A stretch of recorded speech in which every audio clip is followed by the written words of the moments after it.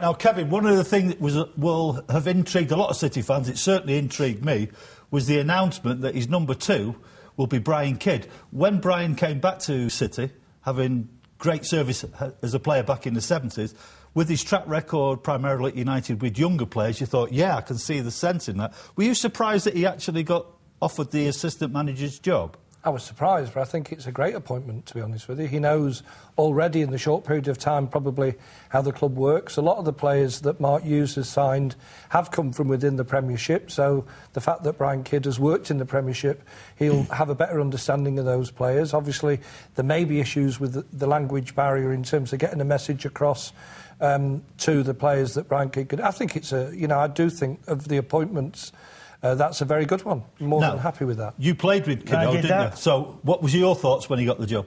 Well, the good news is that Kiddo can speak fluent Mancunian. He can, yeah. Good, yeah, so he'll be able to teach him the Mancunian language very quickly. Yeah, hang on a minute. Let's look at his CV. He's been an England coach. Played with you. Along Sven. Yeah, exactly. That's where his downfall started. He's been alongside Sir Alex Ferguson. And Sir Alex Ferguson, as I said, has been probably the most successful manager in my lifetime and probably in the history, and certainly the Premier League. And, you don't learn from somebody unless they are at the top, and Sir Alex has proven he's at the top, and Kiddo is a winner. He's a winner, there's no two ways about it, and you want those sort of people. So, for me, I think Rafa Benitez brought his own team in, then had to go and get Sammy Lee, who knew about Liverpool, knew what it was all about, and brought in somebody who knows about the English game, and nobody knows better than Kiddo. Now, we're going to hear from Roberto Mancini, from what he had to say at the press conference shortly. You've heard what they think. You've heard a little bit of what I think. What do you think? Ian Irving. Thanks, Jimmy. Yeah, we've been receiving your emails today at channelm.co.uk if you want to get in touch with us, of course. We've got one here from Peter Andrew, who describes himself as a lifelong City fan.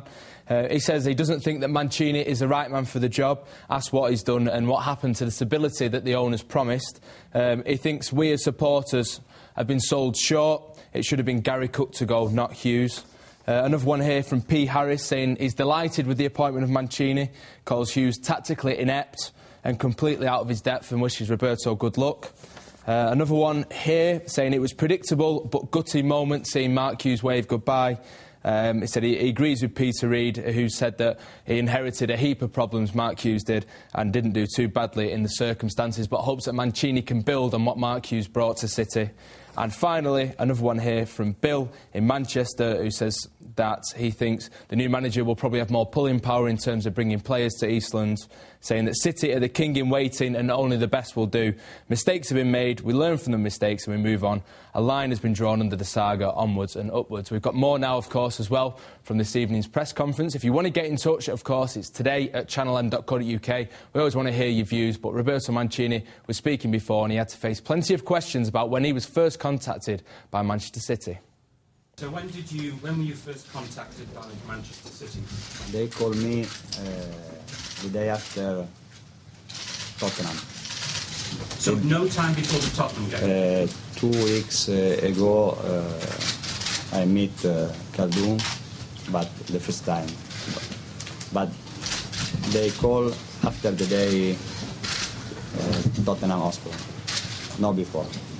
How difficult has this situation been for you, bearing in mind you're talking about a job where a manager is already in that job? I don't know this, but my job is a manager. I stayed in Inter Milan for 4 years and I won 7 trophies in 4 years. And the end of the season, it's like me. This is our job. You stay in a club for many years, sometimes 2 years, 3 years. It depends. I don't know, but I don't want look back because I stay here for to train. Have you been set to achieve? My squad usually played to win, always. But Mark Hughes was set 6th and then 70 points. Have you been set a specific target? My target is possible to arrive in top 4 but it's my objective, my target. I think this is possible. Do you expect to be fired if you don't make the top four?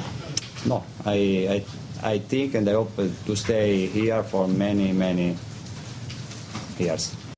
Well, that was a new City manager, Roberto Martinez. Roberto Mancini speaking before. Remember, if you want to have your say, drop us a line. The address is today@channelm.co.uk. Back to Jimmy. I'll tell you something, Ian. Roberto Martinez, give the lad a chance to get his name painted on the car park space. Right, let's pick up on a couple of those comments. I'll start with you, Kevin, if I may. I watched the press conference and Gary Cook did look a little bit strained at times. One of the viewers there said that maybe he should be the bloke under pressure or the bloke to carry the can rather than Mark Hughes. Do you think that's a fairly common thought amongst the supporters? I'm not sure, because most of the talk has been about the way that the club got rid of Mark Hughes and the appointment of Mancini rather than Gary Cook. Listen, the one thing I would say about Gary Cook, it's difficult for him. This is the first time. I mean, football's come home to him this weekend. This is the first time he's had to sack a manager. And in any walk of life, it's very difficult when you have to sack what is an employee. When you do it with the whole world watching you, it's very difficult. And Gary did look uncomfortable at the press conference. And to a certain extent, you know, I agree with one of the people on the email who said that they felt quite sorry for Mark Hughes when he waved to the crowd on Saturday. And I'm not disappointed, really, that Mark Hughes has gone, but I felt sorry for him having to leave in that way.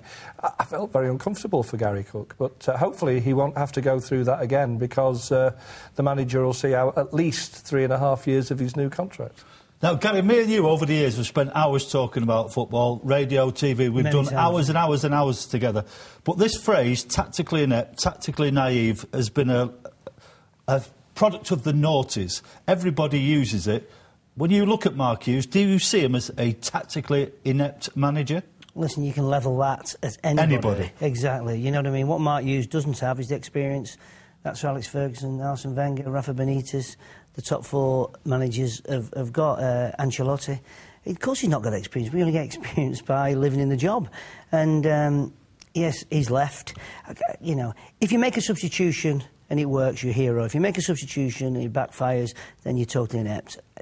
Stand up the first manager, including our top managers who are in the top four, who are looking at the top four sides, who have not made a mistake one way or another tactically. So, you know, I think it's a bit unfair because, you know, everybody forgets when you make the good substitution because you think, oh, it's great, it's the team. When you make a bad tactical decision, then it's the manager. So it's a bit unkind. Right, let's just talk for a minute about this idea that with his track record, Mancini will attract a better class of player to Eastlands. Because I don't know about you, Kev, I read most of the papers most of the days, and a couple of them not poo-pooing his achievements at Inter, but saying, hang on, just take stock here, because he won a couple of those league titles when some of the other major players in Italian football were out of the frame because of the match-fixing scandals.